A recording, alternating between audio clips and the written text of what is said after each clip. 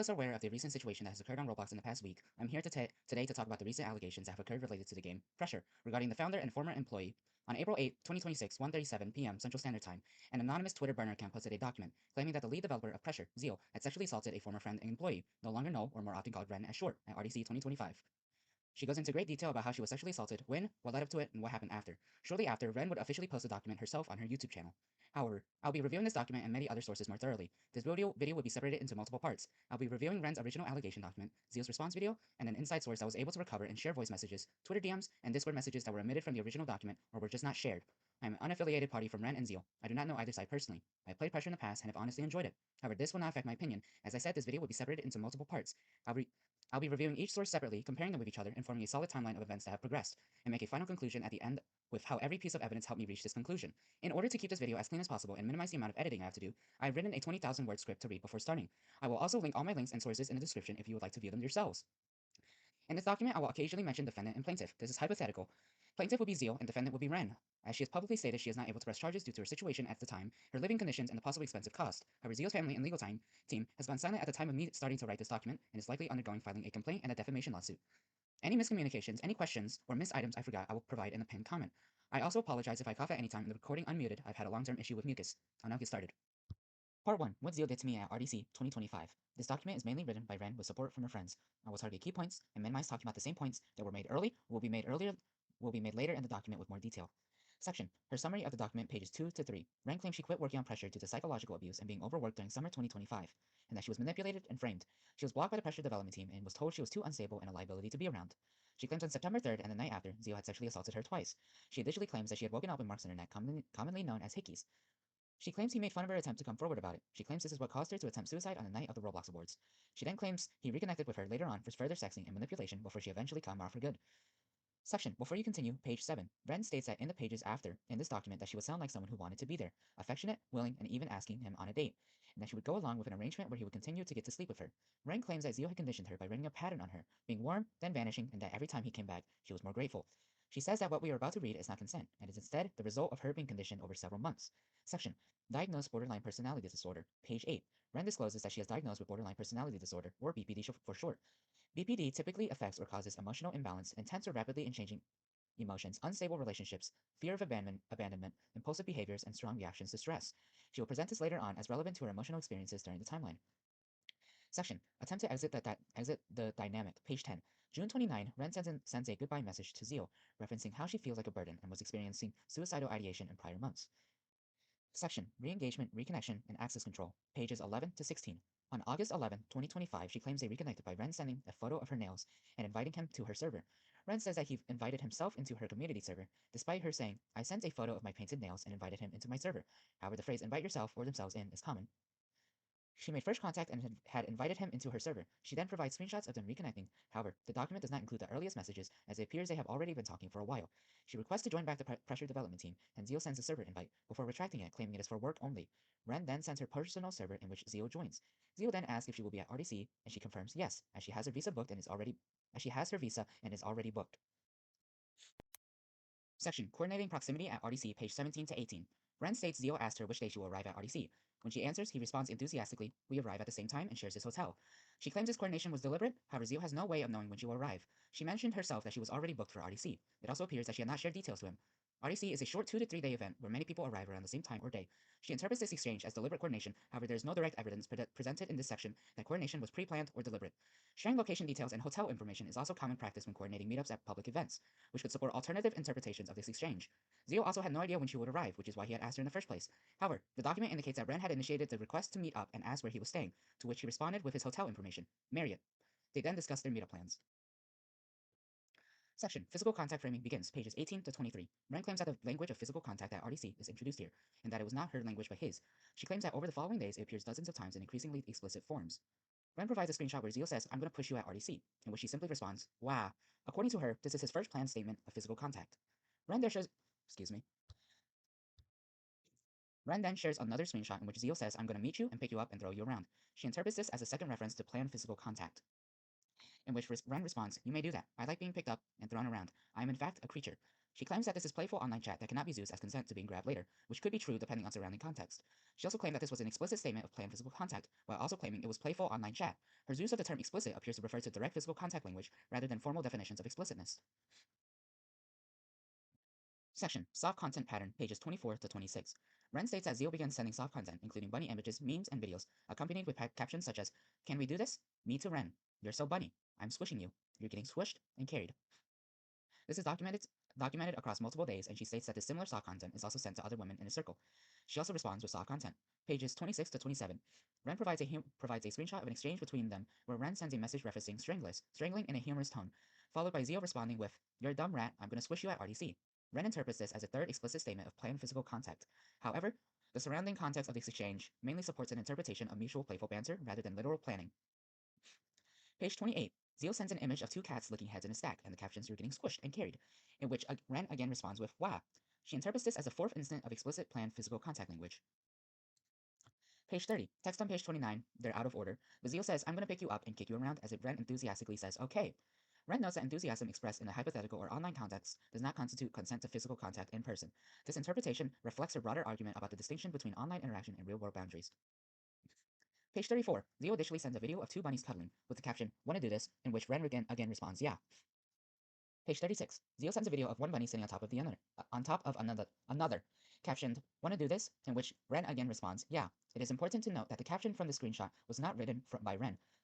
The caption reads, "This is where it shifts. Cute to sexual, refrain from cuddling to mounting, framed as something they both want." It says they, not we, not us, implying it was written by a third party, likely Ren's friends who had helped her write this document. The caption accompanying the screenshot states that the interaction shifts from cuddling to mounting and frames it as mutually desired. However, the reference video appears to show one bunny laying on top of the other without clear sexual behavior. This is a mismatch between the description and visual content provided. Okay, listen, it's fine. I don't want you to feel bad about it. You genuinely made my day. Like, genuinely. Listen, I'm really happy right now. Like, please don't feel bad in the slightest, okay? Alright. In some cases, contemporaneous reactions are considered more relevant because they reflect a person's immediate state of mind at the time of incident, even though their later interpretation can vary. The interpretations of such reactions could also be more complex and affected by her emotional state and other factors, such as her diagnosed BPD.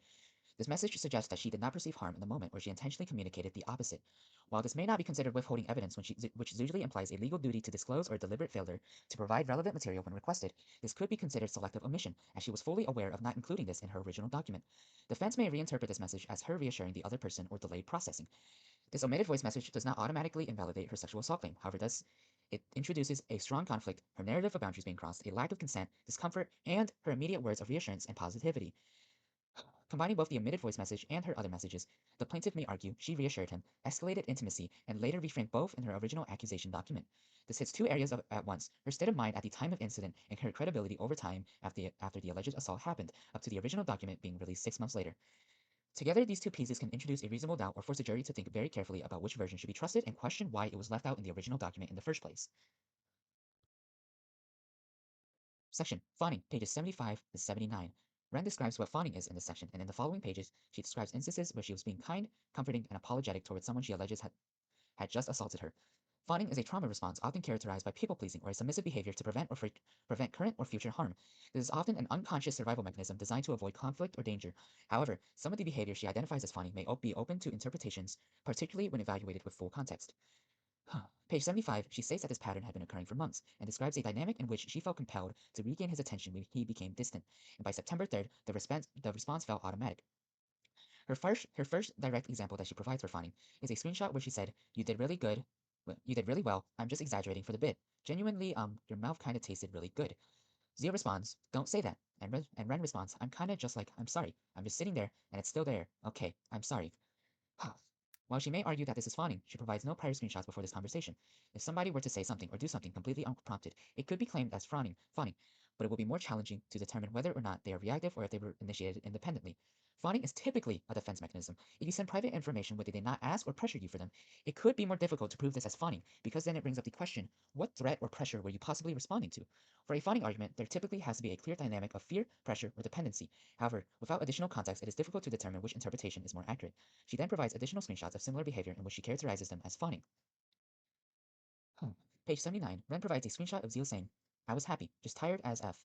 I went to bed," in which Ren replies, "Okay, good. I just hope I didn't make you feel bad." Zeal replies, "You didn't."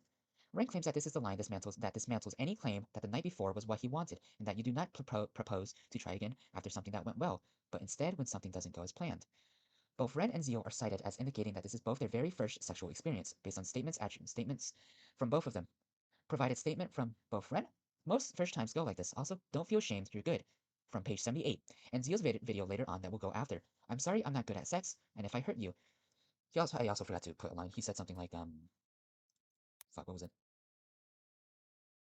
I don't remember. You have to go watch it. Section, second alleged assault preparations, page 80. Ren provides a screenshot where Zeal says he has some errands to run, like dinner and a Dave and Buster. He says maybe if you buy condoms, we can try again. Ren responds, okay. In this entire exchange, Ren does not ever explicitly express refusal or discomfort in her responses and replies okay to the suggestion. Ren makes a comment saying a fun response that has been rehearsed across hundreds of messages does not become desire, simply because it is expressed with multiple exclamation points or enthusiasm. While this is valid psychologically, legally, and socially, there is a competing principle where people can only respond to or with what is actually being communicated explicitly to them. Whew.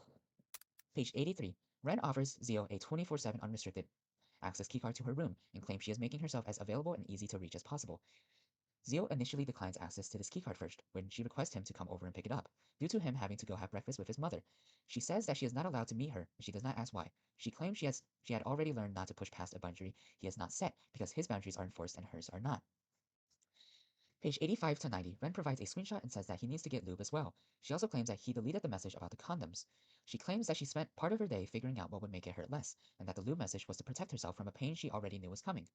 Zeal declines and says he's busy, and also mentions stores will be closed by then, and tells them to get them herself. She responds she cannot, and so Zeal ends with, we can try tomorrow if it doesn't work. Page 93, Ren says she is with a friend and is becoming increasingly anxious. She tells her friend that she is afraid, and that there will be penetration tonight and not just fingers. Her friend comforts her by tapping her arm with her fingers and scratching Ren's head. Zeal announces he is done with the day, and Ren and an anonymous friend are at an arcade playing games and will let him know when they are done. Zeal asks which one, and she lets him know it is the Round 1 arcade in East Ridge Mall. Page 94 to 97. About an hour later, Zeal messages her soon, to which she responds she is currently trying to leave, but is stuck in a parking lot. And Zeal offers to pick her up, in which she says she already has an Uber on the way. Ren interprets his offer to pick her up as clear impatience and not a concern for his safety for being in the middle of nowhere, and that he wanted her back as soon as possible. However, this is speculative, and is not established by the message itself, and alternative explanations could be he was concerned about her situation for being in the middle of nowhere. Those are also possible.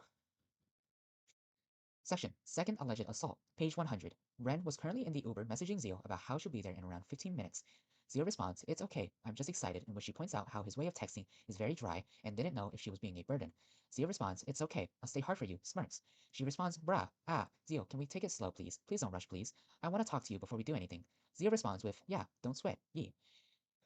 Page 104, Ren provides a screenshot where Ren is guiding Zeal on how to act, and to ask for everything. She states to Zeal, you don't touch stuff and do stuff without my permission. You gotta ask me, can I? May I? May I do this? May I do that? And say it, so I can feel ready. Last night was messy. You just ripped everything off and did stuff without asking. But I don't know, was really overwhelmed and went nonverbal, and it's okay. In this exchange, Ren provides explicit instructions regarding boundaries, including asking for verbal consent before physical consent. This message is significant and can be interpreted in multiple ways. This quote is a post-event boundary statement and a clear complaint of lack of asking for consent the previous night. This is important because this is a statement from around the time the alleged assault took place. This is not a reconstruction or statement from months later. Defense-wise, this could be considered fawning legally, as it aligns with how some people report harm, then immediately downplay it. The plaintiff could also explain that this could be taken as her expressing a preference for going forward again. She also describes it as messy and not assault at the time. This could be framed as boundary setting after a mutually escalated but unclear interaction, but not a clear report of assault, as it depends on how the prior events were understood when she claimed she did during the assault, cause mixed signals that could result in severe miscommunication. Sorry for the Discord ping, goddammit. Page 41. Zeal sends an image stating, hi, I want to bite you, respectfully, in which Ren responds and mirrors the body language. She claims the language he introduced has been absorbed into her vocabulary, and that this is how normalization works. These exchanges primarily consist of animal injury and affectionate or playful language. One possible interpretation could be that this reflects mutual tone matching and shared humor between the two, rather than deliberate behavioral conditioning. Based on this excerpt alone, it is not clear whether this pattern demonstrates manipulation as the interaction appears reciprocal. Page 42. Ren sends an image where two bunnies are sitting on top of each other. Zeal responds, yeah, you can sit on top of me, stupid hat. She interprets this as the fifth instant of explicit physical contact language. Page 43. Ren provides a screenshot where she asks if Zeal is strong enough to carry people, and he responds, yes, and that he can carry her whenever. Ren again responds with enthusiasm, can we do that at RDC? Please, please, hee hee. I mean, I guess I'm small. I'm not sure. Zeal then asks how tall she is, and she responds. Ren interprets and claims that this was deliberate, and when his weeks of work paid off, and how with this statement Zeal could use it as a cover to act on her body without asking. She then reiterates that consent expressed in an online or hypothetical context does not necessarily translate to consent in person, emphasizing her distinction between digital interaction and physical boundaries, but in order to separate these two, it requires major context and prior interactions in history. Section. What happened at RDC, and a warning to other women. Page 48, Ren claims that the same soft content that he sends to her is a manipulation method and not a special connection. Ren characterizes and interprets this content trading as a form of manipulation rather than a genuine connection or mutual tone matching between friends. An alternative interpretation is that this type of soft content that these two exchange is also commonly present in close friendships and may reflect shared humor or tone rather than intentional manipulation. She also addresses the reader directly, stating that for other women who have had contact with him in the past, that the perceived warmth from these interactions may be manufactured and part of a broader pattern. Section. What happened at RDC? Page 52, Ren claims that the first thing Zeal did when they met was pick her up and twirl her around, and that there was no greeting, no question, and that he acted on her body before he acknowledged her as a person. However, this statement is heavily interpretive language. It is not a factual description, and this type of framing is meant to support a narrative about boundaries or discomfort. Additionally, despite all the evidence that Ren provided, and many times she claims that consent and enthusiasm online does not always equal consent in person, all these messages can still be used as evidence of prior communication and support an argument of reasonable misunderstanding within prior. I repeated that twice. In a court of law. Section. The sweet incident. Page 52. Ren states that while everyone was saying their goodbyes and asked for hugs, she claims Zeal had grabbed her and crashed backwards onto the couch, pulled her on top of him, and buried his face in her neck. Zeal then whispers and asks, "Tell me when you want to let go," in which she responds, "Okay, let go, let go." He then drops her off. She also claims that he dropped her off onto the couch in front of his crotch area as she crawls back. However, she claimed that Zeal had pulled her on top of her, meaning he could not have dropped her off. This is worded very poorly. Zeal directly asks when she wants to let go and respects her wishes, and she claims he dropped her off in front of his crotch, despite her being on top. Page 53, Ren provides a screenshot where she states, "You give the best hugs ever. You're so cute. I love you. Good night." Ren later characterizes this and similar messages as examples of fawning, a response she describes elsewhere in the document but can be summarized to people-pleasing in order to avoid conflict. Page 54, Ren provides a screenshot where she omitted 3 messages that Zeal had not sent, and in response, she says, "Yeah, we already did though. The content of these omitted messages is not shown in the document." Page 56, Ren claims that Zeal wants to repeat physical contact again, and she claims that is clear, not because it was awkward, but to instead remove witnesses and isolate her with him. She interprets this as a clear attempt to isolate her, however this conclusion is not supported by additional evidence in this section. Page 63, Ren states Zeal and Ren hold hands, and also that the emotional vulnerability she had was triggered by a question he knew would hurt her and make her cry, and that her guard was completely down for what came after that night. It is also important to mention that she claims she went nonverbal. However, during her entire description of the assault via pages 71 to 73, she specifically states she screamed and cried for an hour and a half, and in the last 30 minutes, she repeatedly says no and stop and talks to him, begging, crying, and apologizing to him whenever he does anything, such as taking off his boxers, showering, or just cleaning her off. This appears to present a potential inconsistency or contradiction between her statement of being nonverbal and her description of the sexual assault that happened in room 405. This could be considered a contradiction about what had happened during the act itself, and it could be used to undermine reliability and credibility and introduce reasonable doubt. Defense-wise, she may have said no at first, then went nonverbal. Regardless, the core claim of boundaries being crossed is important, but it also does not prove sexual assault immediately. Page 105, Ren provides a screenshot of talking, explaining what she needed: time, love, care, foreplay, and words. She says he was too excited and that he was like a feral animal. She states that she did not hate it. Zeal apologizes, and Ren says he apologized in one word. Given her earlier observation that his texting style is often brief or dry, this message may be interpreted in other ways than him simply just not caring caring to type more than one word. Page 111, Ren provides a screenshot of Zeal already saying he was waiting in the hall. Ren describes her second sexual assault as him placing his genitals on her. Other than that, she provides limited detail about the second incident and not elaborating further on specific actions. It is not disclosed whether penetration happened or anything else happened, due to additional detail about this interaction not being provided within the original document. It makes it difficult to determine how boundaries were communicated or interpreted during the second act. The time would then skip to September 5, 5:34 a.m. Section. After the second alleged assault. Page 112, Zeal and Ren are sleeping together after having implied sex. She sends him a message for him to see in the morning while he is still asleep. This behavior appears self-initiated and not tied to immediate pressure, which makes a funny explanation less clearly supported without additional context. Ren says that she is awake at 5:34 while the person who she alleges assaulted her sleeps next to him. She claims this is not mutual love and that this is what trauma bonding looks like, as the warmth she felt was real and so was what caused it. This brings up another topic that must be discussed. Humans are not mind readers. People are generally judged based on what was reasonably communicated to them, not internal or unexpressed feelings. If Ren were to give explicit consent and offer a access keycard to her room and invite him over to have sex, then it may be argued that explicit consent was given without outward signs of reluctance. It becomes more difficult to argue that the other person should have known that it was not genuine. If you give someone explicit consent to have sex, but in reality you meant no, this creates a conflict between subjective experience or what she felt and what she felt, and objective what the fuck am I talking about? Or what she felt and objective communication, or what was explicitly expressed. Sorry, it was this creates a conflict between subjective experience and what she felt, and objective communication or what was explicitly expressed. There we go. You can call this a gray area. Ren also never claims again or is needed to re-establish boundaries that she had set the same night in the document. She never goes into further detail about this assault happened, and it could be argued that Zeal did did listen to what she had said. This is unconfirmed, but we'll go over it later. I cannot talk today. Section Hickeys, page 113 to 118.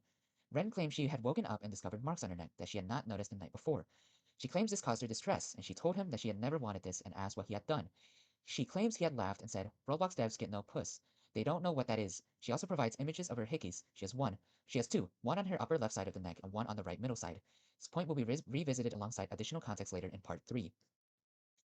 Section, the conference. Page 119, Ren goes to RDC and she describes her experience with the pressure developments that had previously excluded her and cut her off from Zeal's server. She was directly told not to speak to Zeram, and yet she still did. She alleges that Zeal had been the one who had managed the narrative and contributed to keeping her and the development team apart. Page 120 to 121. She claims that her encounter with them was framed as her harassing them, and while she was in Florida studio, that Cat briefly joined Discord stage, and they went to Zeram, and they reported to Zeal. She claims Zeal entered the stage with 11 people and yelled at her. Shortly afterwards, Zeram and Cat unfriended Ren. Zeram blocked her and removed her from the server and decided she was unstable before she had a problem with her. Page 123. Ren provides a screenshot of her talking to Zeal while still sick. Zeal tells her he still has a 2-hour dinner. Ren claims I am... Section, before the assault, pages 68 to 69. According to Ren, she, Zeal, and friends were supposed to have dinner. She claims her psychiatrist had been adjusting her medication to regulate her mood. She messages Zeal that her BPD switch is happening, and she went from extremely happy to sad. Zeal asks if he should come over, in which she responds, I don't know. Do you know where I am? Zeal answers the suite, and she says no, but she says she has her own room, room 405, on the 4th floor of an unknown building. It states with Zeal sending a message stating K, as in he is going to come over, and ends with a message stating, well, that just happened. Ren claims that in the 2 hours and 9 minutes between these two messages, she states that is when the alleged assault occurred. Section, what happened in room 405, page 70. This document includes a trigger warning. The section contains a detailed account of sexual assault, non-consensual sexual contact, sexual coercion, emotional manipulation, physical pain, bodily harm, medical and physical distress, gagging, choking, trauma responses, freezing, fawning, and dissociation. Page 71, the following account is based on Ren's own description. Zeal arrives in the room, comforts her, saying hey it's okay, grabbing her and lifting her in the air before placing her on the bed. She claims during this time he kept shifting their positions, moving them into sexual positions as she implied. However, she claims she did not fully understand at the time what it was. Zeal wraps himself in a blanket, and she screams in his ear, you're so safe, until her voice gives out. After a while, she says she calms down and that they were supposed to be having dinner with Cyborg and others. Ren claims that Zeal texted Cyborg, we are ditching, and chose to stay alone with Ren in the hotel room. She states that after this extended period of distress, estimated around an hour and a half, she felt exhausted. The sequence and timing of events within this period are not fully detailed, which may make it difficult to reconstruct this timeline from just this account alone. Ren claims that Zeal became feral and forced his tongue into her mouth, claiming he put his hand inside her shirt and started groping her. Ren claims that he flipped her over and began fingering her. She says, it hurts, it hurts, in which he stopped and put his finger in her mouth, and then back to fingering her. She claims that he said, well, I'm tired. Guess we are just not into each other. She claims that when she expressed pain, he did not check up on her, and that he framed her physical distress as a lack of desire for him, and that this is coercion, however this is speculative. Ren then claims that he took off his boxers, exposing himself, and that she said no, in which he put his boxers on immediately. She then says, no, I'm sorry. You already took it off. I saw it. It's okay, I didn't mean it.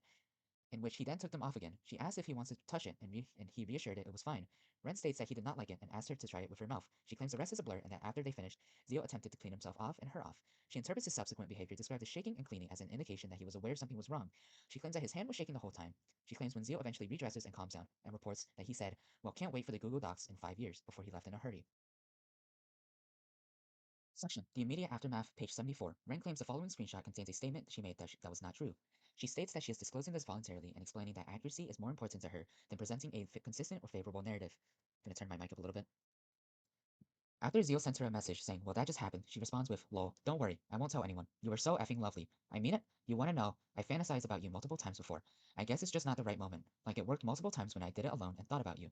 Ren claims that she had never fantasized about Zeal, not once, and that was a lie. However, this creates a tension between her current statement and her earlier messages. She claims she never fantasized, but the text messages say another truth. This presents an inconsistency of either the original message was not accurate, or her current account differs from what she had expressed at the time.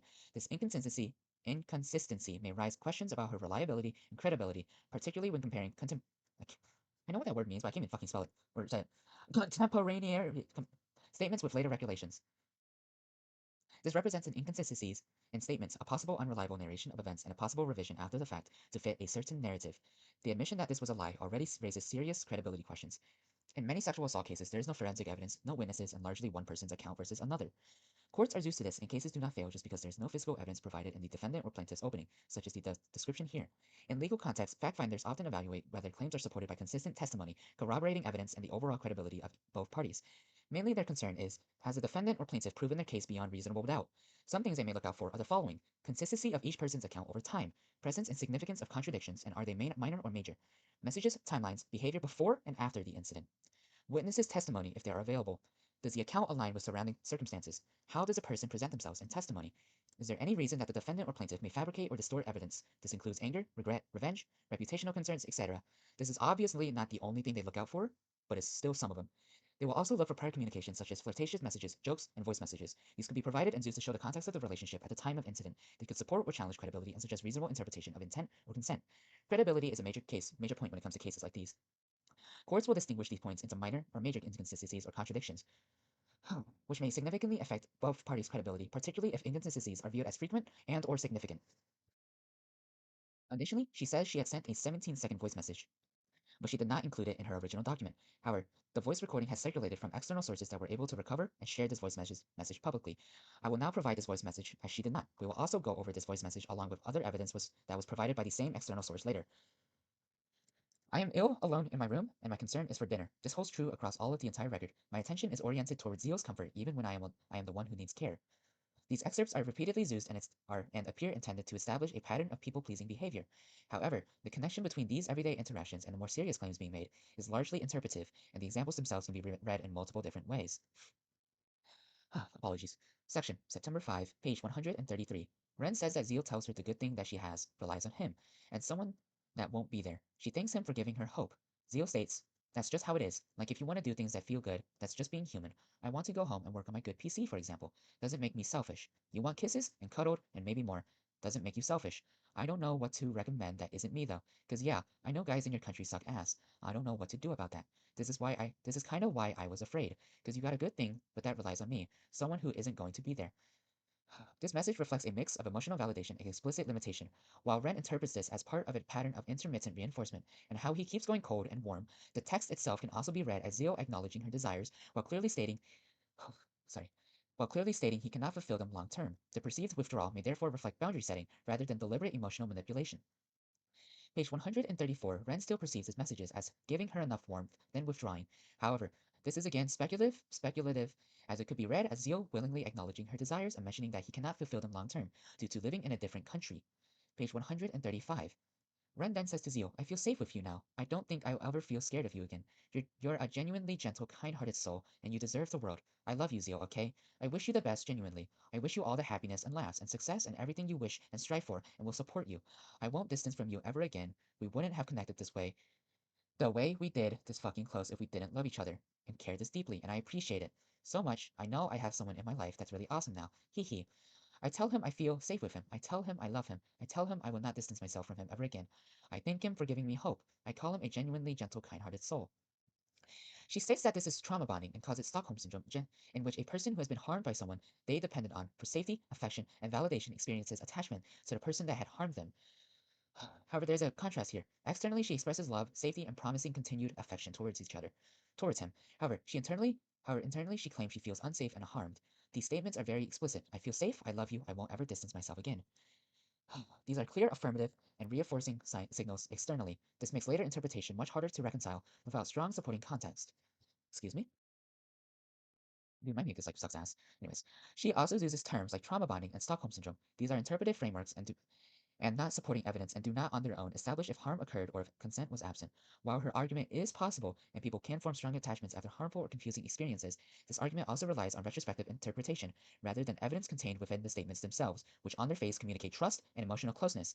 Pages 138 to 139. She repeatedly states here and other parts of the document that he remains minimally engaged. Zeal? Give me a second. Oh, shit. Oh, go. I didn't mean to underline that.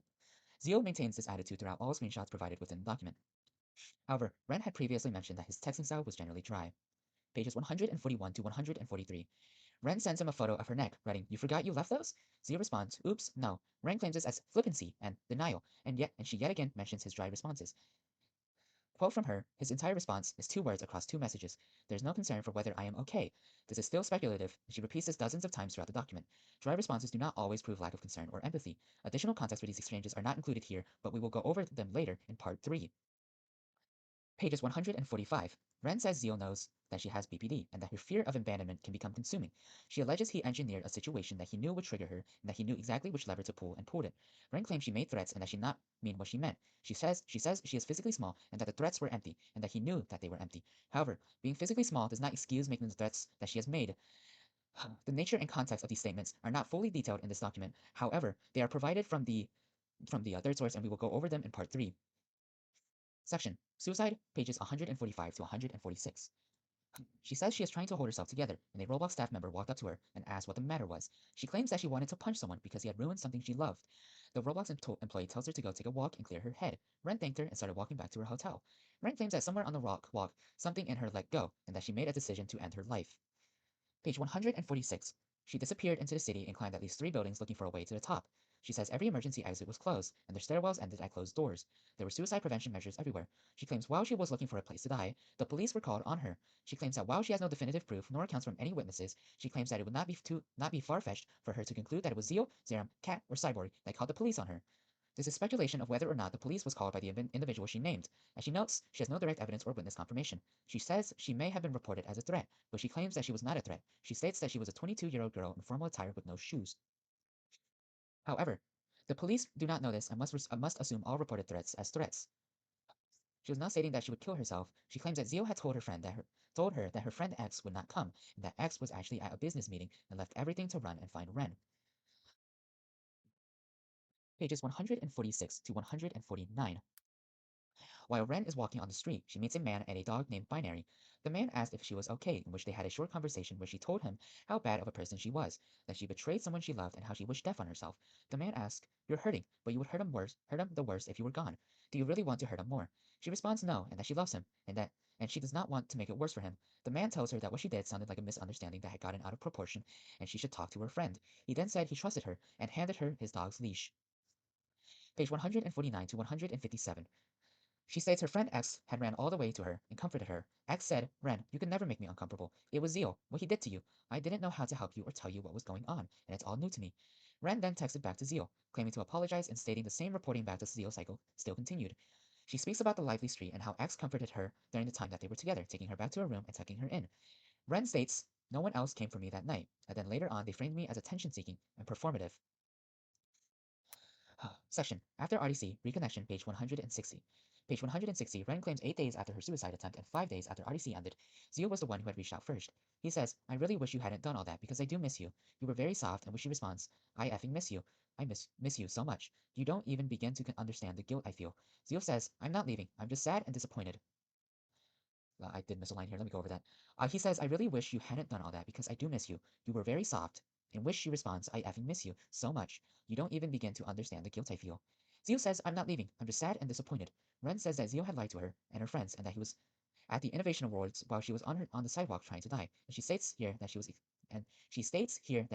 was the one apologizing. Pages 162 to 165.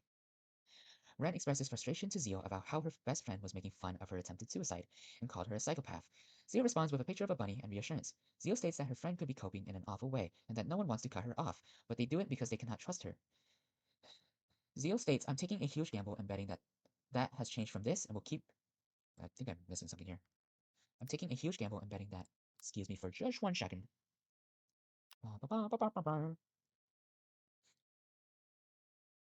Page 162. Excuse me. "I'm taking a huge gamble and betting that you have changed from this and will keep your word next time." Thank you. Sorry about that. That you have changed from this. Alrighty. Ren claims that he is positioning himself as the one taking a risk when he chooses to trust her again. Ren claims that she will never fucking betray you or anyone else again, in which Zeal responds, "I know what you taste like. It's good, by the way." In which she responds with keyboard mash. Zeal tells her to give it a month and give people time to process. Ren states she will learn to respect people's boundaries and give people space. Section, fired from pressure. Page 167. Ren claims that Kat had framed her departure to Zeal as her forcing him to fire Ren, and that Zeal repeated it to her so many times that she started describing it that way, even though she herself states she always knew she quit. Ren says that she quit and that Kat had told Zeal that Ren had forced Kat to fire her. There's so many names here. I'm sorry about that. Ren claims this as intentional reshaping of someone else's understanding of their own story until they start telling it in in their words. Until they start telling it in your words. Page 168 to 177. Ren and Zeal talk about Zeal's current health, where he had gotten sick from air conditioning. She asks him to wear jackets, stay warm, consume nutrition, and take general care of himself. Page 180, September 13. Ren claims Zeal sends a meme captioned, "Sometimes I wonder how I taste, lol. I can help with that." Quotation close. The screenshot shows Zeal responding to the meme, and it should be of important note that the messages are not combined into the same block messages tab. Discord combines subsequent messages from the same person into the same X blocked messages, show/hide, no matter the time difference between the messages. Meaning that Zeal was not the one who had sent the meme, Ren had sent it, as if he had sent it, or Ren had sent it, as if he did send it, it would show 3 block messages and not 2. Ren does not have a response to his comment, and the poster of the meme is cut off from the screenshot. This is very important. Very, very. Alright, sorry about that. Section. Gooning material exchange. That sounds so goofy, I'll be honest.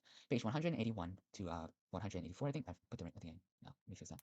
Page 184. September 14. Zeal asks Ren to send him her gooning material, in which she acts embarrassed and eventually counteroffers. Okay, the deal will be I send you my gooning material, you send yours. She then omits 9 minutes of DMs from the original document and brings up when he eventually sends his gooning material.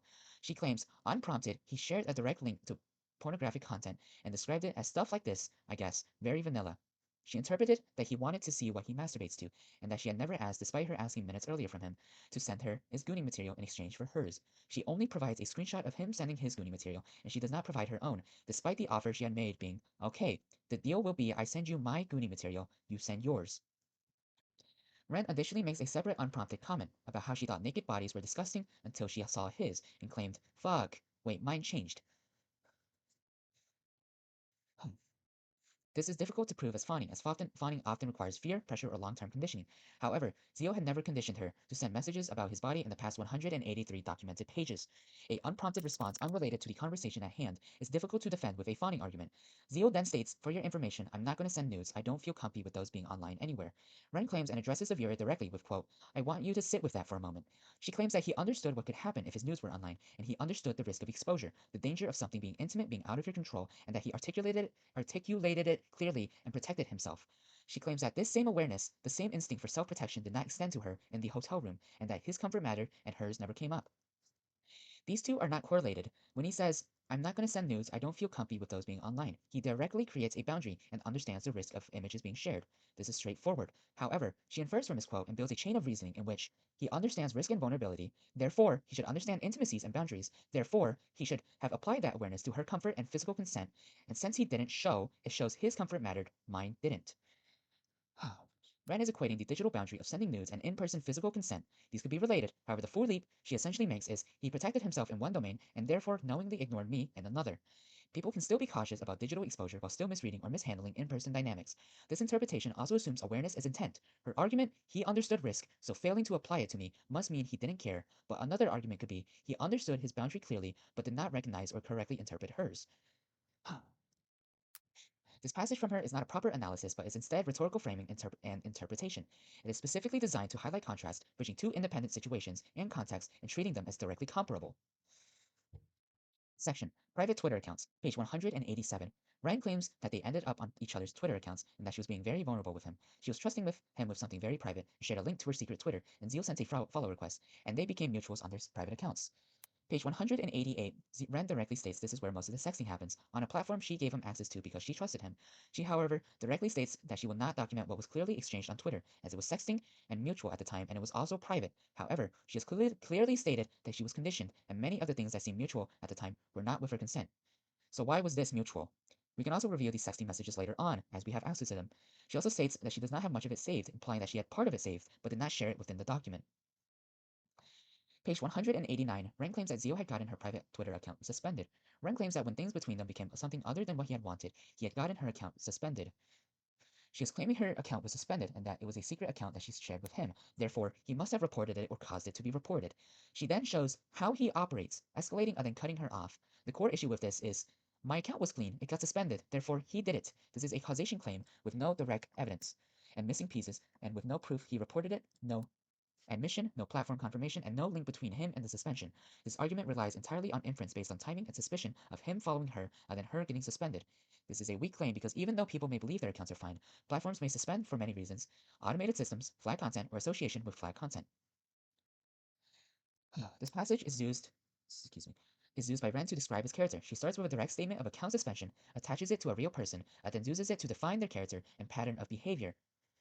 If this was part of a defamation case, hypothetically, this kind of claim could be risky for her, because she states it as a factual allegation. He reported my account. This is not clearly framed as opinion or uncertainty, and not backed by evidence, and this kind of statement would be closely scrutinized. Section. Private images, pages 190 to 192. When Ren and Zeal are messaging each other, Ren asks him what he is watching. He responds, Peacemaker, and asks if she can watch with him, in which he says no. Ren then says Zeal shared another woman and she's told she was pretty. Ren claims she felt bad and started sending him pictures of herself. Unprompted, let's examine this. Ren claims that he set up the comparison, watched her run into it, and then acted confused. This will require proving he intended to create insecurity. He expected her reaction, and he withheld validation deliberately. However, what we see is that he made a comment about others, and he responded minimally to her escalation. When he says, I know firsthand, when she says she's hot as fuck, she interprets this as him asserting ownership over her.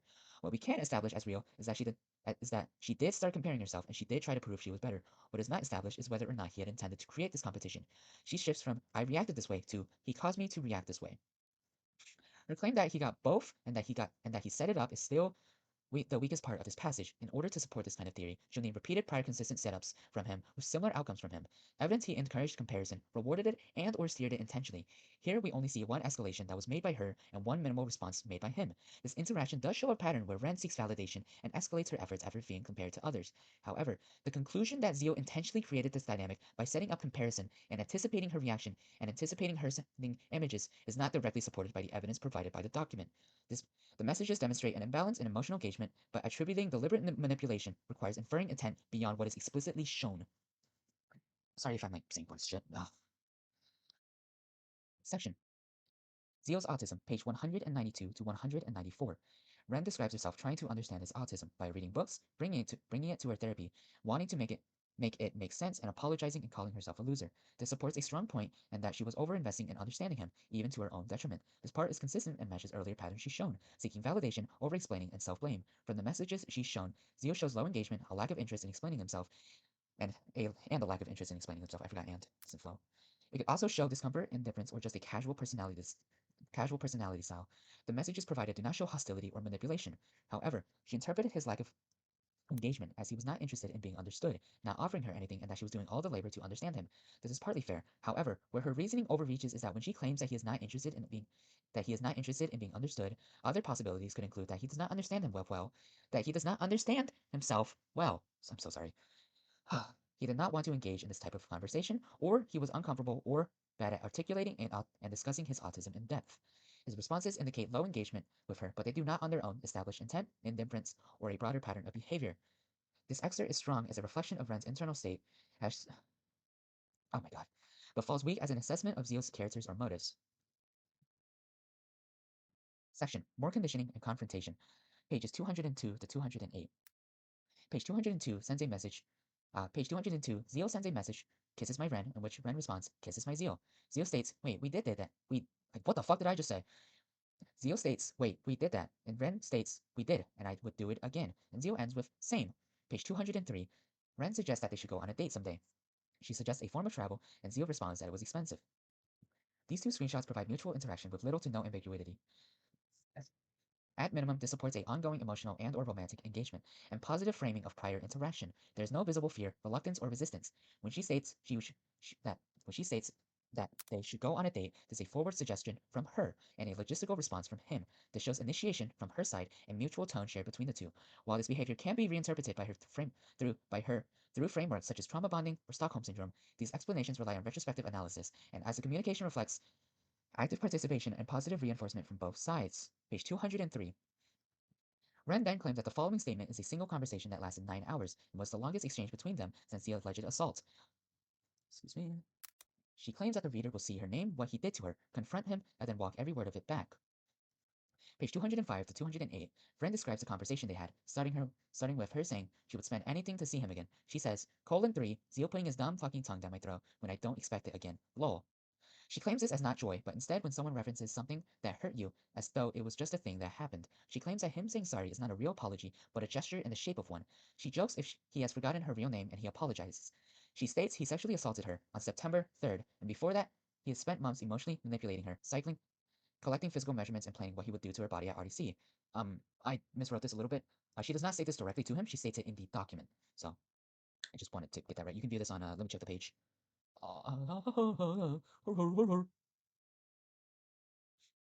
Yes. She does not directly state this to him, but she directly states it in the document. You can view this on page 208. Right. Sorry for the confusion. Sorry for the confusion. Right. This passage from her combines verifiable inconsistencies, such as Zeal not knowing her name or age, along with heavy interpretive conclusions about his intent and character from those. While the messages do show casual behavior, including sexual comments and a lack of attentiveness, the broader claims that she makes that he was deliberately reframing a harmful event as mutual, or that he systematically views her as useful, are not supported by the text or evidence that she has provided. Much of this argument relies on retrospective interpretation of tone and intent, in which Ren outwardly participates in the art interaction, but later reframes these responses she makes as involuntary or conditioned. Her framing of him forgetting her name is also not unusual, as they never mention to each other as anything other than Ren or Zeal in the past 207 pages I have read. Not knowing a real name does not equal a lack of connection. Duration does not translate to amount of real-world familiarity, and it could be that the interaction was mainly alias-based and informal. She could be in a court setting. She could be questioned and challenged. Did you also know his real name or age? Did you both primarily use online aliases? How much did either of you actually know about each other? This could be about testing whether her claim is presented fairly I'm so fuck. This could be about testing whether her claim is being presented in a fair and complete way. Prosecution would likely be trying to show whether the document was online, if the lack of personal knowledge was mutual between the two, and if her statement could be misleading without context. This kind of questioning could affect her credibility. Is she presenting facts in a way that is complete, or is it selectively framed, and does this claim accurately represent the relationship, or does it omit key details? Okay. Section, not a long-term relationship. Page 209, Ren provides a screenshot of Zeal stating that they can meet up, but it can only be a one-time thing, as he does not want a long-term and long-distance relationship. He states that it could get expensive and would not be healthy. Zeal establishes clear boundaries of what he wants, and Ren states to not overthink it, asking him if he is worried about her. Zeal responds that he is worried about her and her falling in love with someone who can't be there all the time. Ren clearly states that she wants to date him, regardless of his actions and boundary setting here. Her interpretations frames it as her comforting him, and that she is managing his fears and supporting him despite what happened. However, when she says, I comforted him, she is not calming him, she is encouraging continuation despite his hesitation. She is actively sustaining and advancing this interaction. Page 213, Zeal states that he is not ready to love anyone yet, and says that it seems like she is, and that he is not ready for that responsibility yet. Ren states, I don't mind waiting. Zeal continues to state that the thought of a long-term relationship scares him, states, again, he is not ready for it, and that he would rather stay friends with benefits. Ren states that she does not have her feelings figured out and says shit that she thinks she understands, but does not. Page 218. Ren states that friends do not carry someone to bed, hold them down, or breathe down their neck and wrap each other in blankets. She also states that friends do not awkwardly hug on a couch silently, and that X and Cyborg were both confused because that's not something friends do. Zeal states that he did it as a friend and that it became more than that. Zeal continues to state, I don't know. And Ren continues to frame this as him not caring. Zeal states clearly that he loves her, but doesn't love her yet, and that he does not know how to word it. According to him, he was comforting a friend who was down in the dumps. Ren states she understands and is glad they are talking. Zeal states it got zesty and we got naked, but like, I still see you as my friend. You're allowed to see me as something else, but I don't like it when you talk about the future and implications. Ren states that she is sorry and did not want to freak him out like that. Sorry, my throat is like hella dry. Page 222 to 225, she frames the word zesty as deliberate erasure and that it intentionally reframes assault as light and harmless. This is a strong rhetorical claim that rests on tone interpretation. Across the messages, he is minimizing the event, avoiding labeling it clearly, and sets boundaries about the future.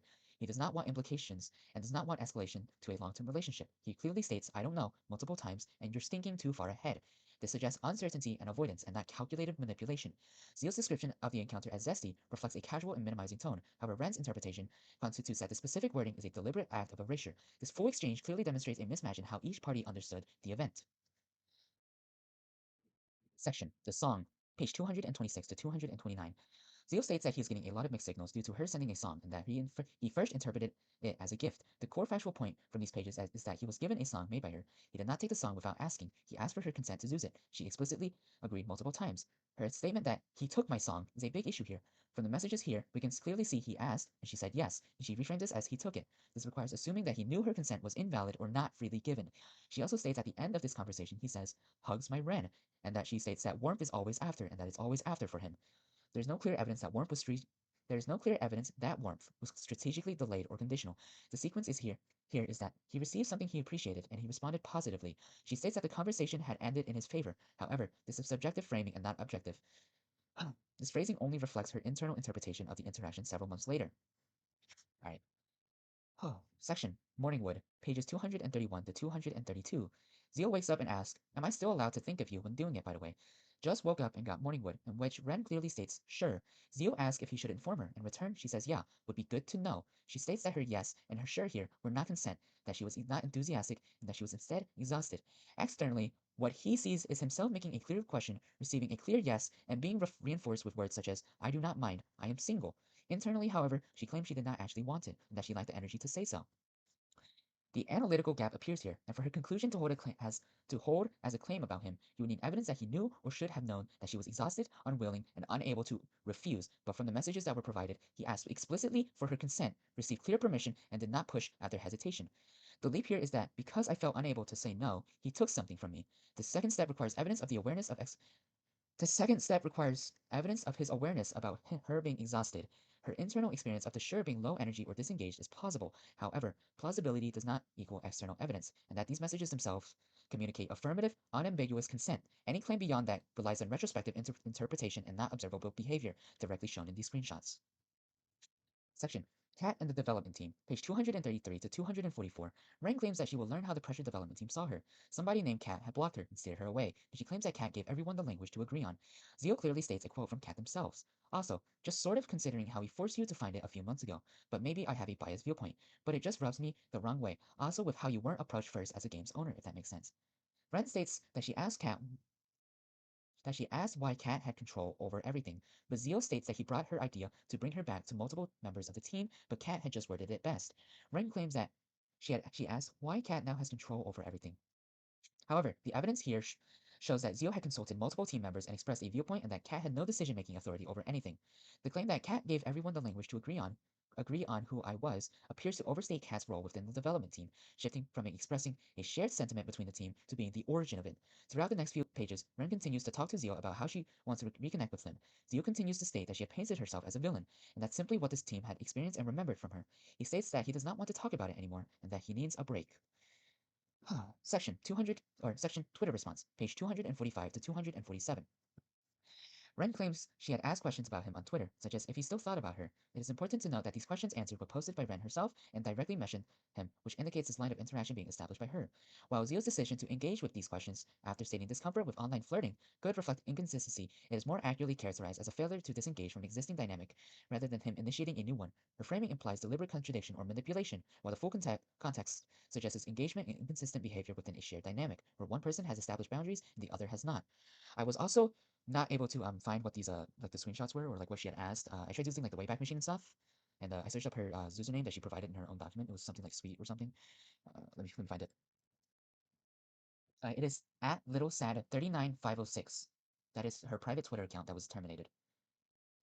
If you know anything about that, or if you can find information about that, go ahead and leave that in the comments. It'll be really handy. So, anyways, section Standing Up, page 254, October 11. Ren claims this as the last conversation she ever had with him. She confronted him about the assault, the double standards, the way he dismissed her pain as mood swings and treated her honesty as betrayal. Ren claims she blocked him that night and never unblocked. Page 255, Ren sends a message to Zeal stating, I'm kind of really tired and exhausted of everything, and I want you to go fuck yourself. Not gonna apologize either. Zeal's confused where it is coming from. She continues, you just don't like me. It's that fucking simple. Stop acting like you do. You don't. I don't know why I keep trying, and for what, I don't know why. I keep thinking he's my friend, realizing I was just a benefit. Just tell me you don't like me and let me move forward with my time. Zeal states, when you act like this, yeah, it's difficult. You have mood swings constantly. I don't see why me wanting to hang out with the people I'm closer friends with is a problem. You think the world is out to get you. It isn't. No one is out to get you. I'm not out to get you. Excuse me for a second. Page 256 to 259, Ren replies, it is not about that, and you know that. You don't gotta be out to get me to make me sad. Can you not read? Stop repeating whatever bullshit you have going on in your head. Using my mood swings against me as if I never have any rational thoughts about things that happen that happen to me, that I'm incapable of feeling shit I feel upset about. Zeal clearly states, okay, I will be honest then. I am upset because you kept going around telling everyone, and I've been told it was way more than 3 people, and I feel betrayed. He is referring to when she had told multiple people about their intimacy. Ren states, something you told me, you would F other girls, and shit. How is that hurtful for you? Zeal states, when? What? And Ren claims he said that to her. Refer to page 222 for additional context, where Ren had asked him, would you go around effing other friends that are girls? And he responds, I mean, if they wanted, dude, I don't know, man, I'm just a guy. And Ren replies, hee hee. However, she says that he said this in bed, meaning that she likely meant a different interaction where he had said a similar thing. Page 260 to 263. Over the next few pages, her messages in this strongly reflect emotional overload and black and white thinking. She states that he thinks he is the only one that can be hurt. She shows a need for validation, a fear of not mattering, and anger mixed with attachment. This exchange reflects a recurring conflict pattern rather than a single isolated confrontation. Ren expresses intense emotional distress, focusing on perceived double standards, a lack of accountability, and an invalidation of her feelings. Zeal, while acknowledging his own frustration and sense of betrayal regarding sharing the private information, responds by reframing the interaction as repetitive and emotionally volatile. This conversation escalates very fast, with Ren becoming increasingly confrontational and Zeal becoming more dismissive and disengaged. This whole section is not neutral evidence supporting both parties, but tends to complicate both narratives. On her side, she escalates emotionally and seeks acknowledgement, while he withdraws, generalizes, and avoids deeper engagement. Eventually, the conversation ends with her blocking him for good. Page 265. Ren shares several screenshots of private messages that happened in May 2025, 4 months before RDC, between user Zero, not Zerum, and Zeal, in which Zeal had claimed to have known Ren for 5 years, and that they are a very impulsive and emotional person, and that he did not want to close the door on them yet. This implies that Zeal and others had known Ren for several years, and that they knew of her impulsive behavior months prior to RDC. Section: Rumors, Reversal, and Smear. Page 270, Ren includes several screenshots where they document rumors that were brought to her after she had blocked Zeal. She was told people had been repeating a false claim that she was the one who had sexually assaulted him. And she talks to 2 people. She claims that it took her a whole month of therapy to learn that she was assaulted. Page 271. She was told that public relations was brought into this, and that she is including it because it lines up with what she had already come to understand. She claims that once he realized that she might come forward, the priority was not accountability, it was managing how it looked. She says a public relations agent has been hired potentially for damage control. However, this statement is again speculative and requires more evidence on whether the sorry, it requires more evidence. Yeah. Section: Postface, the postface, page 273 to 276. Don't worry, we're almost there. This section is where she makes her final closing statements and messages to different people. This section is not a neutral timeline, nor is it strictly evidentiary writing. This section is a public-facing narrative, meant to justify speaking out, explain her perspective, and shape how others interpret events. This shifts the tone more towards moral framing, character judgments, and interpretations, and appeals to the audience currently reading. She makes several claims towards the pressure development team, saying, "You manipulated everything. You collectively agreed he was right." These are group-wide accusations that are presented as fact without supporting detail and not allegations. This is a red flag analytically because it moves from specific events or specific people to making conclusions about many people. She makes several claims about motives, saying opportunistic people attached for status and power and ready to turn on him. These are mind-reading claims about multiple individuals with no direct evidence. This is one of the weaker forms of argument she has provided because motives are being asserted but not demonstrated. She states, if they even had a shred of morality, this is rhetorical pressure and not evidence. She frames disagreement as moral failure rather than difference in interpretation. Across the entire document in this section, there have been consistent structures. She starts with a real perceived event, expands it into intent, then the character's behavior, the group's behavior, and concludes it with moral judgment. The inner circle section that she made is one of the weakest points logically she has made. She claims they stay for money and status, and that they will abandon him later and lack morality. It is a speculation about future behavior and hidden motives. And it's again interpretive, so. This accountability section is important. It shows her making her final stance. She says he is unaccountable and plays dumb and will never reflect on any of his actions. This is not evidence-based. It is a conclusion she has reached about his character. Even though this may be how she feels, it is not something that can be proven from the document itself. As a result, this entire section marks a shift from documenting interactions to constructing a broader narrative about all people who were involved and judging their character. While it contains specific personal experiences, it frequently expands into sweeping claims and motives and characters of entire groups she has not had contact with. These fuck, I can't speak anymore. These generalizations rely heavily on inferred intent and moral judgment. Alright, Part 1, Conclusion. Throughout this document, Ren claims that Zeal had conditioned, manipulated, and sexually assaulted her, but never directly mentioned it to him, despite her saying that she would name it. Most of the evidence she also provides is also speculative or relies on interpretation and surrounding or missing context. There are several possible points that we can infer from the evidence that she has provided within the document. Remember, these are just points that we can infer. They're not facts, so take them with a grain of salt. I proceeded to list the pages that I believe help support these points. Let me know if I missed any. She often interprets his lack of responses or dry and short responses as him not caring or being dismissive. View pages 16, 20, 100, 105, 138, 139, 141 to 143, 193, 194, 214. She often interprets someone's entire behavior and character based on 1 to 2 actions or words and displays it as fact. View pages 43, 48, 52, 53, 56, 73, 94 to 97, 100, 104, 133, 184, 189, 192 to 194, 205 to 208, 222, 273 to 276. She interpreted him as someone who always knew her next action or planned everything out. View pages 4, 17 to 23, 27, 64, 145, 190 to 192. She repeatedly mentions that Zeal kept showing her warmth and turning colder. However, she repeatedly kept engaging and externally providing positive feedback to him or encouraging him to take action. View pages 17, 18, 83, 202, 203, 209. She interprets innocent images as him intentionally conditioning her to mirror bunny proxy language back at her, and claims that is how normalization works. This one's, I don't even know why I included this one. This one's not that big of a deal. View pages 41 and 46 different animal pictures. I don't know why I counted. Why did I do that? I think I just thought it was funny or something. All instances of Zeal directly asking for physical consent or consent to do something, or Ren saying no, he stops. View pages 52, 72, 228, 232. Ren knowingly and repeatedly leaves out context and screenshots. View pages 54, 74, 145, 180, 183, 184, and 188. Ren repeatedly makes explicit statements at the time and retracts her statements and claims them to be lies several months later due to fawning or conditioning. A long history of this creates a gray area where it may be difficult to understand what was actually consent or not. I'm definitely missing a few pages on these, but view pages 8, 74, 76, 203.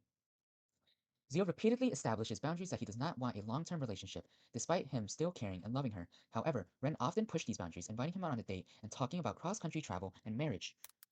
Like, she did mention marriage. View pages 133, 143, 209, 213, 218, 222, 225, and 246. It is important to note that is an innocent until proven guilty, not guilty until proven innocent. Also remember that anything you say or do could and will be used against you in a court of law. Now, I haven't scripted this or I haven't written this, but Bren has claimed that she cannot press charges due to her living conditions, the fact that it would be too expensive and that it would involve 3 different countries. And Zeal's family, at the time of me recording this, or no, Zeal's family a couple days before this, they claimed that they would go and take this legally, but Zeal has now made a response, but I won't be going over that in this video. So, all right, thank you. Part 2. I killed myself. On April 9th, Zeal posted a video titled, I killed myself. Due to his mother's wishes for it to be removed, I will not be including or linking this video directly from myself. If you decide to go out and look for it, I suggest watching it with what I have gone over in mind and empathy. Warning, this section contains mentions of suicide and self-harm. Viewer discretion is advised. I will summarize the video as it goes. 0 minutes to 10 minutes. Zeal starts the video and states that once the recording of the video is complete, he will be scheduling it and slashing his wrist after. Zeal opens a notepad and writes something in it. All recorded archives of the video I found are in low quality, 240 to 360p, and that the notepad is unreadable in all of them. Zeal clearly states that a previous employee, Ren, known as No Longer Know, who was let go in May of 2025, had published a document claiming he had sexually assaulted them at RDC 2025. Zeal claims when he saw it, he started writing a counter document to point out the inconsistencies she had left out. He states he disabled Twitter, Reddit, and YouTube, as he said he knew it would sour his mood. He states as he was writing it, he noticed all his friends and coworkers and the people who he had been with for years had begun unfriending him and sending him cruel messages because he had not put out a response fast enough. He claimed a friend of 8 years reached out to him and told him that he was disgusting and blocked him. Zeal states that he was talking with his mother, and she told him that Gianni and other voice actors and contributors retired. I'm sorry for the word. Whoops, retired. Oh my god. Zeal states that he realized a response was pointless and laid in bed for 12 hours. He states he was talking with Soya, the public relations employee that Ren had previously mentioned. Alright, sorry about that. And they were helping him formulate a document as he became aware of the situation. Zeal states that he became aware and said that it was not worth it, and that there was no point and nobody would read it. Zeal states that Soya wrote 3 different things, one 50 pages long, going over different discrepancies by Ren, stating that he had manipulated and assaulted her. Zeal states that this was not true. Zeal states that there are 3 main discrepancies he wishes to go over. He states that they did not include the fact that after they were cuddling and they were calm, she told him to get comfortable, and they had asked if they could kiss him, and he claims that was where it started, Ren claimed that Zeal had refused to buy lube after they looked up what they needed for sex. Zeal states that they discovered. Sorry. Zeal states that Ren. I misworded this well. Zeal states that Zeal says that Ren discovered this by themselves, and he says this is not true. He says that Ren was at a cafe with a friend, and they had talked about their encounter after he had asked them not to, and that friend recommended Ren to get lube. Zeal states that his day was packed and unable to buy lube. Zeal states that Ren claimed to have said that Zeal had said something that made them want to kill themselves. Zeal states that they did not include, and he says that during the RDC meeting that it came to his attention from a mutual friend that Ren had broken his personal boundaries once again by telling 6 other individuals about their encounter after he had asked them not to. He states that it made him angry and that he was embarrassed and that it was his first time. Zeal states that he ignored her messages and that is why she went out to kill herself. View pages 145 to 146. Zeal states that he'll be talking to Ren directly and that he is sorry for not being intimate enough with her and did not talk to her, and that he is sorry that his bad flirting was interpreted as malicious intent. 10 minutes to 20 minutes. Zeal states that everything she had written in her document she had just stated he had done with malicious intent to get with her. Zeal states that it was not true and that he just wanted to hang out with her because he had a crush on her and thought she was a nice person. He says that he is not good at flirting and that he is sorry his flirting came off as manipulation. And he did not mean it to come off like that. He states that when they were together and when she had asked to kiss him, they made out. He says he is sorry that he did not interpret that as wanting to stop entirely. And he says that it came off as she wanted to do more. Zeal states that she never told him she had a crush on her in May, and that she stated in the document. Wait, I'm sorry. Zeal states that she had told him she had a crush on him in May. Here we go. I don't know why he called Zeal her, and that she stated in the document that she had said she had never had feelings for him. I do believe that like multiple times in the document she says she doesn't have feelings, but on I think page 7, let me double check. Yes, on page 7 she states I had feelings for him. I'm certainly not going to deny that at one point I had feelings for him, and he's used those for his benefit and part of keeping him in an endless cycle of pain. All right, so let's continue. He apologizes for not picking up on the lie. He states that he will not be around to care whether his name is or not is cleared, and that he does not wish to use this video as a way to clear his name, and instead to apologize to everyone. He says he is sorry that he did not message her enough, and that it came off as him not caring.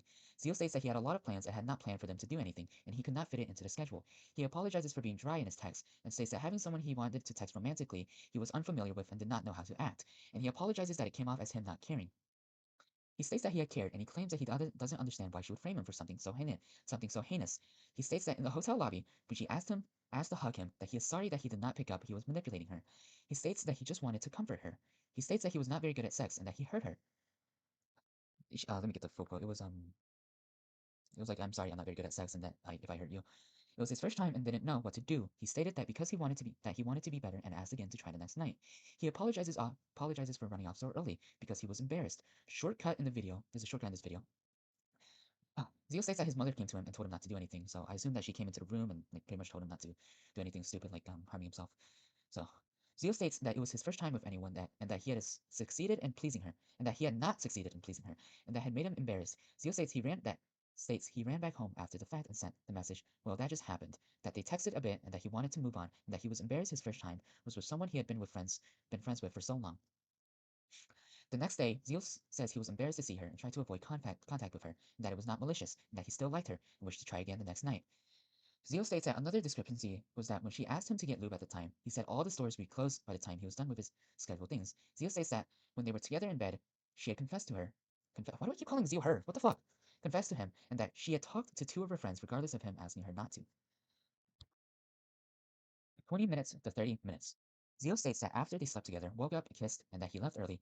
Zeal states that he didn't want her to meet his mom, and he claims that he was hiding her, not in a malicious intent, but because he did not want his mother, who had a key card to his room, to know that he was sleeping with a girl. Zeal apologizes if it did not come off as him not trying to introduce her to his mother, despite them meeting a few days earlier. Zeal states that he did not want to do it again that night, and as he did not get enough sleep for the planned events he made. He states he did not intend for it to come off as not caring, but instead he just needed rest. On the 3rd day, he states he was not hanging out with her, and instead hanging out with the pressure development team. He said he did not mean it as him ignoring her. Zeal then states that she had claimed he had sent her something that made her want to kill herself. Zeal mentions that Ren did not disclose what it was in the document. View section September 5, page 145. That's 2 sections of my section and page 145 of her document. Zeal states he had gotten word that she had told 6 other people, regardless of the fact that he had told her the night before for her to not do that, and this made him angry and mad at her. Zeal states that she started freaking out and that it made him sad. Zeal states that he was going. Wait, sorry. Ren states, why did I call? Ren states that she was going to kill the guy who had sent it. Zeal states that he had put down the phone and he did not want to hear it as he was disappointed in her, and that he is sorry for not picking up the phone and that he did not know that she was going to hurt herself. Zeal states that only when he came back to his own country he was made aware of her attempting to take her own life. Zeal apologizes that when he reached Zeal apologizes, and that is when he reached back to her to be there for her. He did not know how to handle situations. He states he did not know how to handle situations where people are suicidal, and he states he did not know what to do and that he's sorry. I'm forgetting like 4 words. I called Zeal like a woman like 3 times. Oh, whoops, my bad. Zeal states he reached out to her because he loved her. He apologizes for shutting down her offers to meet up, and that travel was expensive and he was very busy. View pages 202 to 208 and 209, or 208 to 209. Zeal states that Ren asked about an opportunity with Roblox regarding her music. He says he consulted his team and says that his team had told him that she had been very cruel and had harassed him in their group. View page 120, where she claims she tore up a sticker. Zeal states that after this, that she was someone that he wanted, that she was not. Gee, what the fuck am I saying? Zeal states that after this, that she was not someone that he wanted to be around, and so he began cutting her off slowly because of the way she had talked to his friends, and that he did not want to cut her off abruptly because he did not want her to harm herself again.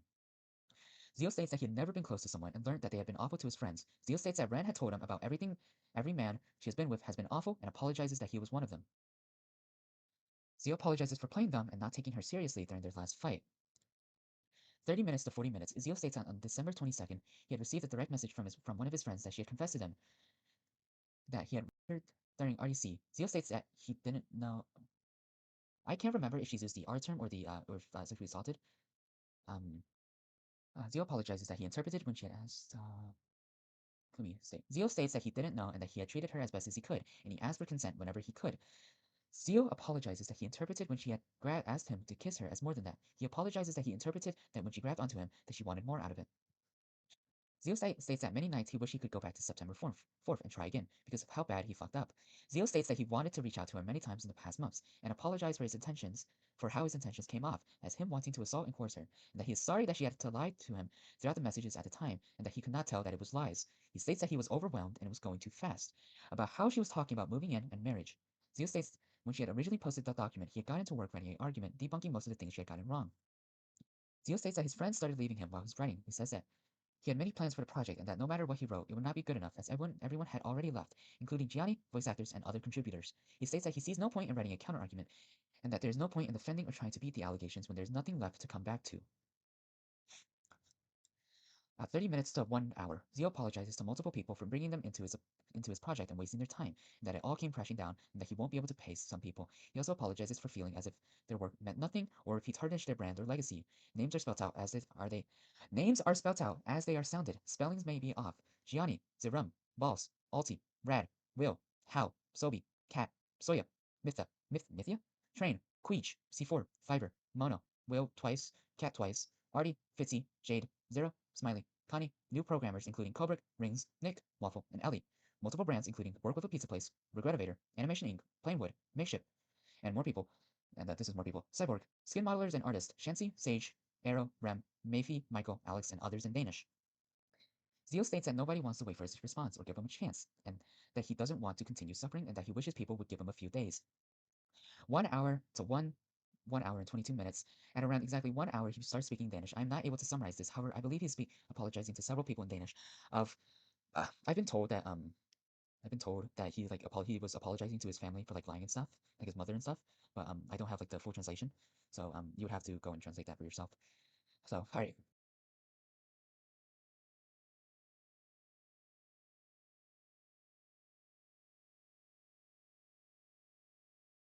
Seven minutes later, he states that there are more people he needs to apologize to, but cannot remember.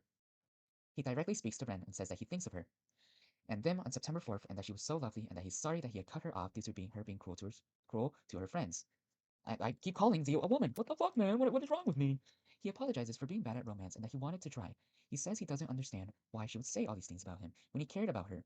He says she is framing him in the document as someone that hated her. He says he loved her and that they had been friends for so long. 5 years accordingly. View page 265. And also, Ren mentions that it was 5 years herself. So he repeats that September 3rd and 4th were the best days of his life, and that he loved her, and he never meant for it to come off as assault. As she asked him to kiss her, he talks about her financial situation and how she wanted to immigrate, but also how she wanted to quit, and that he wanted to help her by providing a job. He states that everything in the document was framing him as a malicious and awful person, and that he felt betrayed that she talked about their experiences behind his back. He apologizes for not picking up the phone when she needed him. Oh, he says he doesn't want to die, that he wanted to keep creating, that he had roadmaps. He repeatedly asked why she would do this to him, and why she would frame it as assault when she had asked him to kiss her. He misses her, and that she was so nice to her. And I called Zeal woman. Just take a shot every time I accidentally call Zeal woman. Oh my god.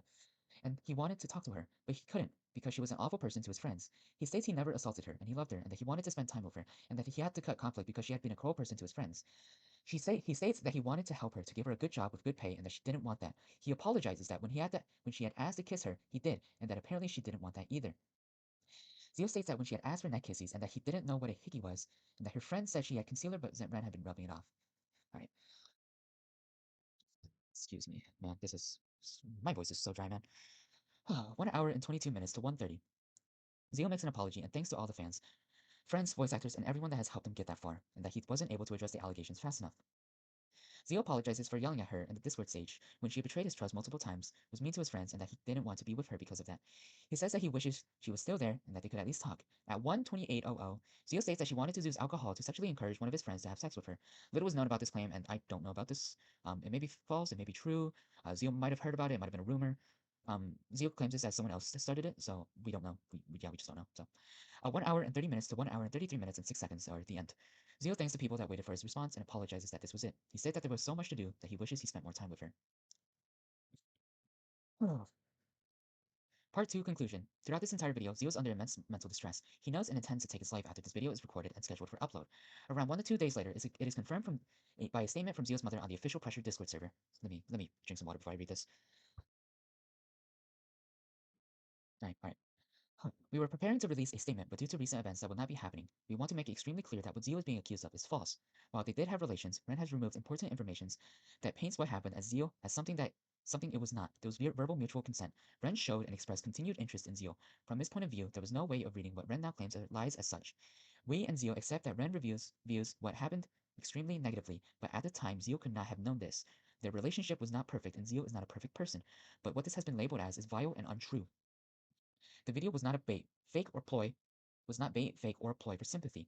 We took down the video as soon as we knew about it. This is not a thing that belongs on the internet. If you have re-uploaded it or shared it, we ask you to take it down. Z was clearly not in the right state of mind, and if you have re-uploaded it, you are taking advantage of a person at their lowest, exactly what you accuse Zeal of. Zeal's state, health, and details of the situation will be kept completely private. We will be taking legal action as what Ren has done has caused irreversible damage mentally, physically, and monetarily, not only to Zeal, but everyone around him. But first, we are prioritizing Zeal's condition at this time. We are still endlessly confused why Ren has chosen to accuse Zeal of something this serious and horrible. We will be going offline. Do not contact us, please. We will try and handle everything from now on legally. As of me writing this document, Zeal has been hospitalized and is currently physically stable. Throughout this document, it is important to recognize that this video is not a response or a structured defense, but a recording of someone in a severe mental health crisis who intends to take their life after. Despite that, this video still provides important insight into Zeal's perspective at the time. He consistently maintains that the encounter was consensual, and his recounting of events aligns with several of the inconsistencies and omissions that were previously identified in Ren's original document. Additionally, the existence of a longer unreleased document detailing dozens of discrepancies suggests that this video was not intended as a full defense and is instead the result of someone who had begun compiling a response but lost faith that it would be considered fairly. Zeal describes a rapid and overwhelming loss from people around him immediately following the accusation in under 24 hours, including Gianni, voice actors, contributors, and more. This immediate social fallout contributed to his mental state and raises concerns about how fast the community had made complete conclusions. While Ren's allegations are still serious and should not be dismissed immediately, the flaws, inconsistencies, and missing context she had left out within her own account that were provided by Zeal in a state of emotional distress makes it clear that this is not as straightforward as much of the community originally believed. Part 3. The full story between Ren and Zeal. Several days after this original document and Zeal's response video was released, an anonymous user leaked screenshots between Zeal and Ren and others. These included omitted voice messages, deleted Twitter messages, and Discord messages that were omitted from her original document and helped provide context. Oh man. Pages 3 to 4. Before Ren's removal from Pressure, she admitted to a deleted message from Ren to Zeal sent on June 12, 2025 that reads, I leaked your entire soundtrack, bitch. Fuck you. I did it on fucking purpose. I hope you wish death upon me, stupid fucking bitch. This is related to the section Fire from Pressure or from her document on the Force to Fire narrative. Ren elaborates that she had decided to purposely leak before rescinding her decision and deleting the playlist and privating all songs. Page 5. Zeal and Ren talk about how he wishes that Ren should emigrate out of Jordan, as Israel was currently delivering missile strikes in Ren's region. Jordan is his country. Zeal references pay in their conversation to encourage financial stability to her, and according to Zeal, he mentions Ren's salary with the intent of being supportive rather than coercive. Alright. Page 6. Additional conversations from June 15th to 17th of the Pressure Development Team talking about her are provided. If you want to read all of this, I'll provide everything in the pinned comment. I've already said this at the beginning of my recording and stuff, but I really, really suggest that you go look at this stuff yourself. So, pages 6 to 9. Jesus. Leaked screenshots of Ren, an anonymous user that takes place on August 11th, where she exhibits envy and resentment to the Pressure Team for her removal, noting that she wants them all to burn and rot in hell. Her friend attempts to calm her down, but she repeatedly gets more frustrated. She expresses frustration that Zeram has a fan base in her fingers and states that she wants a fandom too. Page 10 provides physical evidence of Ren and the anonymous user's DMs, and it was several pictures of the page 6 to 9 Fuck, what was it? Page 6 to 9 conversation. Yeah. Alright. Section. RDC events. Page 12 provides the missing voice message that was omitted from her original document. We already went over this earlier, but if you want to go back, you can go see that. Page 13 provides screenshots that were omitted between sections September 4th, about 7:10 PDT to about like 8 o'clock PDT. These screenshots show her worrying about him, or worried that when he went back, he was stressed or felt terrible. Page 14 provides a screenshot that was provided by a separate party that Ren had messaged privately. It shows her stating, "Slept with Zeal. What do you think?"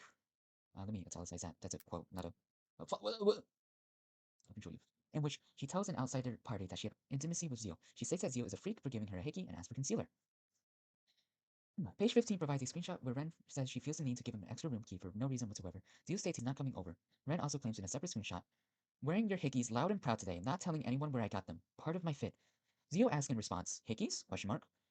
And Ren responds, "On my neck." This is information that was omitted from the original document and took place 1 minute before Ren had sent him a screenshot of her hickey asking him if he had forgot about it. However, in her document, she claimed she had woken up and discovered marks on her neck and that she had not noticed the night before. She said that this caused her distress, and she told him that she never wanted this and asked what he had done. She only included the conversation after she sent the hickey image, not the conversation before.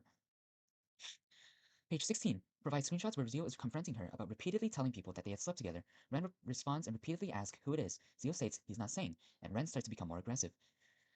Page 17. Ren becomes more aggressive when informed that somebody she told she and Zeal slept together and they told him. She repeatedly demands who is it and threatens to assault an anonymous person. We don't know who it was. So yeah. Zeal states that it wasn't them, and Ren starts stating she is going to kill them, referring to the anonymous person. She states that she is coming for the guy and that they won't let her in. On page 145 of her document, she claims she made threats, but did not specify what these threats were. These are the threats, and she states that because she is physically small, that she meant no harm. And I do just want to note, I didn't script this, but the document also does provide a legal, like a penal code, that if you make the threat, like a threat to harm someone, and they feel threatened, you may be punished with fines and jail time in California. So, yes. Page 18. Sorry, hold up, let me drink. Page 18 provides a screenshot of Ren sending a photo to Zeal and her telling Zeal to tell the anonymous person to face her like a fucking man and that security had stopped her. In the second screenshot, she claims, "I know it's not redacted. You said it's not redacted. So I'm sitting out waiting. Once he leaves, I'm killing him. I don't give a shit if they deport me. I don't give a shit if I get arrested. I don't give a fuck if anything happens." Page 19 provides screenshots of Zeal angry at Ren for repeatedly telling other people he said she was on thin ice when she had already told 2 people, and that she kept doing that. Page 20. Zeal's last interaction with Ren occurred at 20:36, where he claims he was not properly informed of her suicide attempt until he arrived home. Sorry, burp. Oh dear, give me a second. Alright, and that he was withdrawn from interacting with her. Page 21, a screenshot is provided by a third party where Ren is speaking to an anonymous friend who keeps asking where Ren is, and Ren replies that she is going to beat a man and that she needs to kill herself. Page 22, more screenshots are provided by the friend. Ren states that Redacted was uncomfortable and that they found out that they had sex with Zeal and went ahead and told Zeal that she told 5 people. Page 23 provides screenshots where the friends continue to try and calm her down and keeps asking where she is. Page 24 provides a screenshot where Ren says every building ends with a locked door, and that law enforcement was notified as a result of widespread awareness that Ren was at the risk of endangering herself. Alright. Oh boy. Section. Twitter sexting.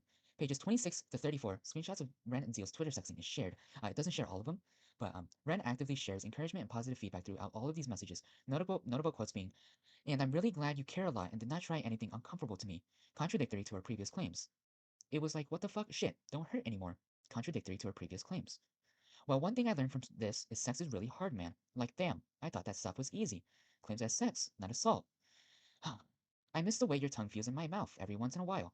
Contradictory to the amount of time she said that she didn't like being kissed. Then the next one. "I'll just send random NSFW content of my favorite ships for now." Ren's previous statement about him wanting to send goon material can be reapplied to her and how she wanted to send random NSFW content of her favorite ships unprompted.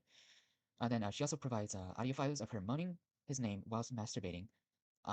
This is they aren't provided, but there's just 6 like blank videos, so we don't know. So according to Zeal, he was not awake during the entirety of Ren's messaging him through Twitter. He mentions that he was not comfortable with the whole online flirting/relationship/dating thing, and says it's not healthy for him. This is also the same string of messages that she's used to say that he set boundaries and went back on them online. However, it can also be inferred that he may have just been referring to constantly flirting online. Possible partial timeline of major points. It is important to note that this is only an estimate of what had potentially happened according to all evidence provided, and does not include many minor dates, and should be taken as theoretical. So this is like predictions and stuff. So remember, this is not solid. This is not fact. Please, please remember. Yes. All right. Thank you. Sorry about that. Question mark from 2020 to 2021. Ren and Zeal meet for the first time. They've known each other for about 5 years, and they were around 17 to 18 years old at this time. View pages 207, 208, and 265. Sometime in May 2025, Ren quits her job on the pressure development team, or as she interprets, she had forced Zeal to fire her. View pages 166 to 168, and 0 minutes to 10 minutes of Zeal's response video. June 29, 2025, Ren sends a message to Zeal stating how she feels like she has been a burden and cuts contact with him. View page 10. August 11, 2025, Ren sends a picture of her nails and re-engages communication with each other, despite her cutting him off. They exchange servers. Zeal says she cannot join the development server due to it being work-related, and he joins her community server. He also asks if she is going to RDC, in which she responds yes. View pages 10 to 16. August 24th, he asks when she will arrive at RDC, in which she responds September 1st. Ren then asks him for where he will be staying, and he shares his hotel. These two then communicate over the next few days, sending bunny images and memes to each other. Then skips to September 2nd. These two meet up for the first time at the Marriott Hotel lobby in San Jose, California. They spend the day together with other friends, and later they hug and sweet with friends watching. View pages 51 to 55.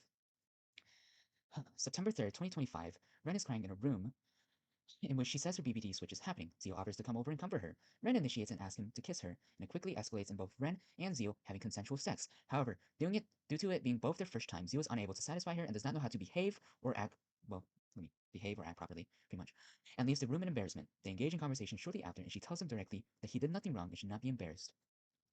Video section, what happened in room 405, along with Zeal's response video. September 4th, Zeal asks if he can try again, in which Ren responds yes. She requests to buy condoms and lube, in which he responds he is busy and is unable to get them. He is only able to get condoms, and any other stores that had lube at the time were closed. These two then later have consensual sex in which no penetration occurs. Ren later directly states that she is glad that he did nothing uncomfortable after she had established boundaries the previous night. She also asks him for hickeys and later states that she did not know where they came from, despite her saying she wore them with pride. View part 3, the full story behind Ren and Zeal, along with the Twitter sexting and also pages 84 to 86. September 5th, Ren attempts to re-establish contact with the pressure development team by meeting them in person. She is allegedly cruel to them and tore up stickers that Kat had given in front of them. If she had torn up the stickers privately, Zeal would not have known about it later in his video. View Zeal's response video. September 6, 2025. Ren tells multiple people she had sex with Zeal, one of 6 people that she had told Zeal, and Zeal, one of the 6 people that she had told Zeal, and Zeal confronts her about it. Ren breaks down and demands who it was that told him, and she states that she was going to kill him. After a while of Zeal talking to her, her aggression fades and she starts to apologize to him. And feeling bad about herself, Ren starts messaging a friend about how she feels horrible about herself and that she needs to kill herself. She looks for a way to do so while Zeal has already put down the phone. Law enforcement was notified as a result of her attempting to harm herself, and not her making threats towards someone. View the full story between Ren and Zeal. September 11th. Zeal would later be informed of her harming herself and reaches out to her. View pages 160 to 166. September 14th. Zeal and Ren agreed to mutually exchange gooning material. View pages 181 to 185.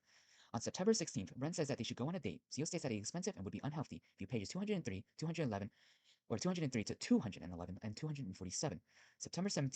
They exchange private Twitter accounts where they start sexting each other. View the full story between Ren and Zeal. September 19th, Ren exchanges conversation where she feels frustrated about the current dynamic of the relationship she has with the pressure development team. October 11th, Ren and Zeal's final conversation in which she states she feels acknowledged, underappreciated, and that she always feels like the bad guy, in which she cuts him off. Right, this is my final conclusion, so this part will be more emotional and less analytical. At first, I wish to stay neutral. However, the evidence has simply forced my hand to speak my personal belief and truth. Ren has shown throughout the document that she is very unstable, volatile, and frankly, well, mentally ill. And I hope she does get help, so. Ren and Zeal have known each other for 5 years, and Zeal has known that she is a very emotionally unstable person by his conversations with somebody else and how he has mentioned that they have had many arguments like this throughout the past. View the October 11th exchange in page 265. Throughout this entire document, it appears that both parties did in fact love each other at one point. Both Zeal and Ren had mentioned that they had feelings for each other. View page 7 in Zeal's response video. However, Zeal makes explicit statements about wanting to stay friends with benefits, because he said he loved her, but was not prepared. He consistently maintained this boundary that he was not prepared and did not want a long-term or long-distance relationship at the time, claiming it as unhealthy and expensive for both of them. Ren interpreted this as him not caring about her, eventually contributing to her final conversation with Zeal that took place on October 11th. Most of her claims that she makes about his character are often based on 1 to 2 words, actions, or pictures. She attributes many complex situations as something extremely bare bones, or simple. I believe that this document was not made to bring light. I believe this document was not made to make a stand. It logically appears that the allegations in the document she has provided on April 9th were intended to ruin his reputation forever, out of revenge for him wanting to cut her out of his life, and as revenge against the pressure development team as well. This is my belief, but you're willing to make you're willing to have your own opinion. You can if you have your own opinion, you can leave it in the comments. I'll probably talk to you. Just respectfully, so. She also often uses terms and disorders such as BPD, fawning, Stockholm Syndrome, normalization, conditioning to explain what she had gone through as absolute undeniable fact. While these may reflect how she personally processed the events, they're interpretive at nature and cannot independently establish intent or wrongdoing. Within the court of law, if this document was brought, it could be invalidated relatively fast, to be honest.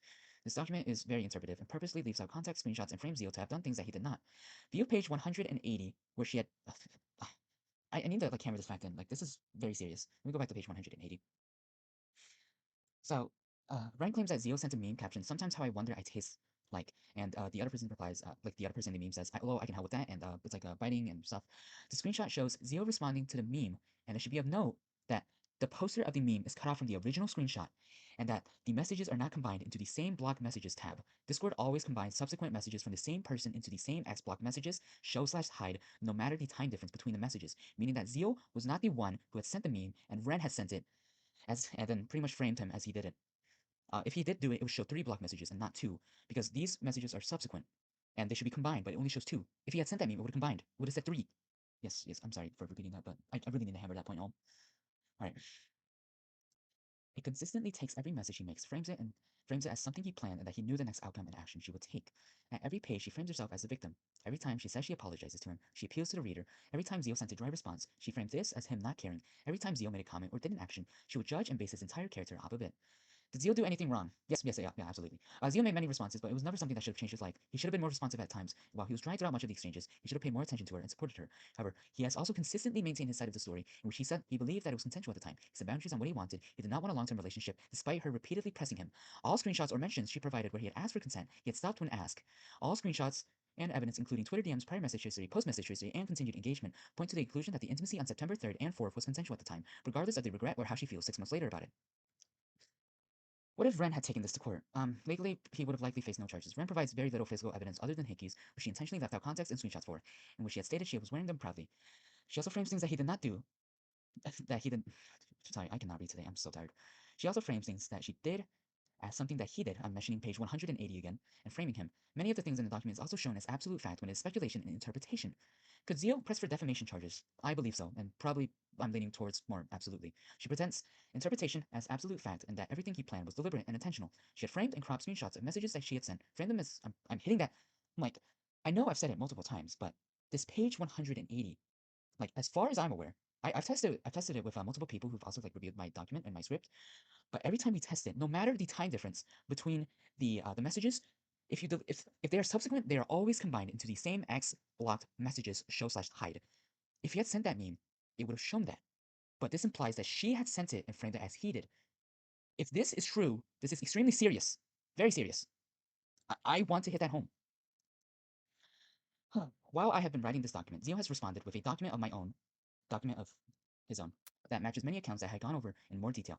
I won't be going over this as this video is already way too long, but you can view it here. It includes additional context, more Twitter screenshots, and when I said they were sexting before, I've seen it before. I just want to say, if you're not 18 plus, I don't know if you should go look. You should not go look. Do not look at this. All right.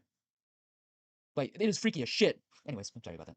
And other screenshots left out that I did not include in the script. In response, Ren has responded with hostility despite her kind-hearted nature that was displayed externally in her document, and how she wished Zeal to not harm himself. She has said, so many people are doing disgusting takes, trying to silence me and take my account back, manipulating me and you to question the narrative. To them, I say fuck you, cut your losses, leave my house, leave my space. Leave, you are not welcome here. You do not know me. You do not get to silence me, a victim of sexual assault. Because you want to keep your toy. You keep calling me all those nasty things, but I do not care about your sad, pathetic lives, you rape enabling pricks. Leave? Oh, leave. Oh, and Zeal, go fuck yourself, since you love doing that a lot.